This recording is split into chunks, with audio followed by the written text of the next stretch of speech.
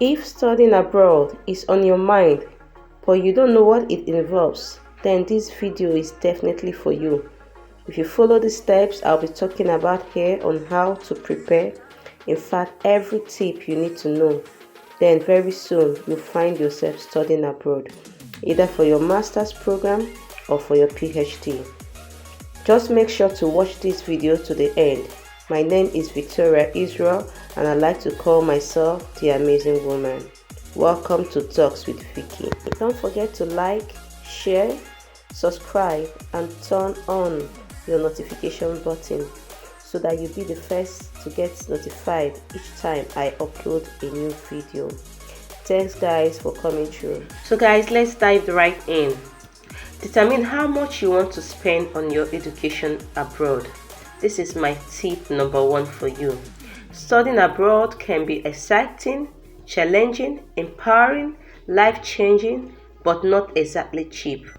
Of course, depending on your choice of country, some countries can be more affordable than the others. All you need to do is to make a proper research and know what will work for you. Don't forget to take into consideration your living expenses. Yes, it will interest you to know that countries like USA, Canada, Australia, UK and Singapore has the highest tuition fee. Certain individuals understood what they want to be since growing up days. Others find out later through secondary school. But for some, the decision is still not clear even weeks before applying to degree level studies. You can always choose one of the most popular disciplines. This often guarantees that you will be in demand on the job market and you will earn a good salary. But choosing to study something you don't like just for financial reasons isn't always the wisest decision. With that in mind, these are some of the most popular courses out there. These are business and management, computer science and IT, engineering, law, medicine, international relations, psychology, nursing, and social. Tip number 3, decide where you want to study. Remember the first point I mentioned was for you to determine how much you want to spend on your education. So based on your budget and your favorite discipline, this will have a big impact in where you want to go. Before making this conclusion of country to study, these are few questions you need to ask yourself to guide you to make your best decision. Am I willing to study in a country where English isn't widely spoken? Do I want to work during my studies? If yes, which countries has favorable policies for international students? Do I want to live in a big city or in a quiet town? Do I want to study in a country that's relatively close to my native country? How important are social life and extracurricular activities to me? So with this, you try to pick 2 or 3 ideal countries, then start comparing the pros and cons of each. Tip number 4, choose your favorite study programs and compare them. Now you've reached to the point where you know the country and the discipline you want to study. But now, which study program should you choose? Each university offers one or multiple study programs in the same discipline. Each program has a specific curriculum and various academic goals. You need to be very careful before choosing because you don't want to end up realizing halfway through your first academic year that you have enrolled in the wrong degree. So the simplest way to avoid this is to always check the program's overview or list of courses. Some degrees are more focused on theory, while others are practice-based or research-based. At this point, if you have questions, try to reach out to your graduate coordinators or representative and they will be helpful. Some other factors you may want to consider is the duration of the studies and whether the program is a full-time program or a part-time program. Tip number 5, apply at multiple universities.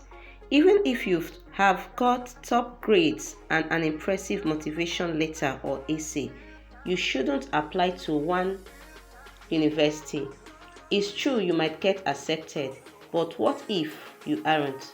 This is why you should apply to at least 2 or 3 universities. You can also apply to more than that, but keep in mind that in some countries, international students can only apply to a limited number of universities. What I mean here is that some countries use a centralized system through which you can apply to multiple universities, while some other countries you will need to apply individually to each university. Tip 6. Pass your English language test if you haven't already. To study an English taught program at a university abroad, you will first need to provide an evidence of your English language proficiency. So you will need to provide this before your enrollment to any university. Depending on your current level of English, you might need to pass a test with only a few days or weeks of preparation, while for some, they will need few months to prepare. International exams evaluate 4 main skills: speaking, listening, writing, and reading skills. Tip number 7, apply for scholarships. A lot of schools offer international students scholarship.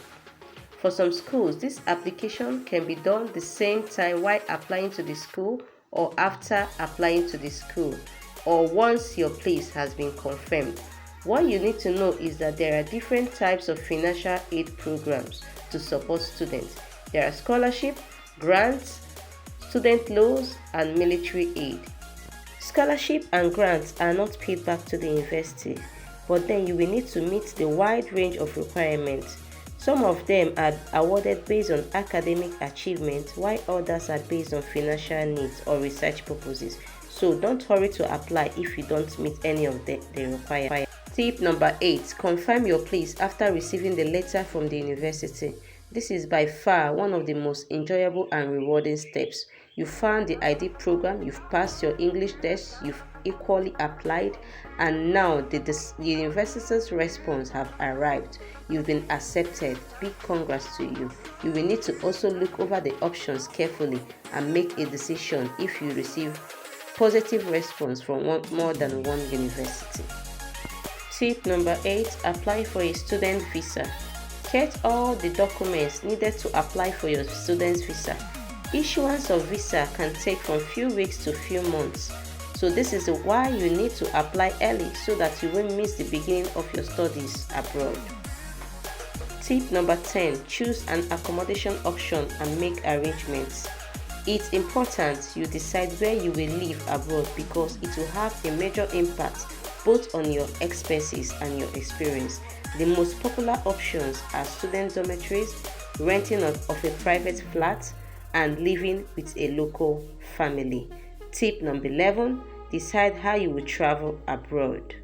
Tip number 12. Decide what you will pack and the size of your luggage. How much luggage you will take will mainly depend on your means of transportation.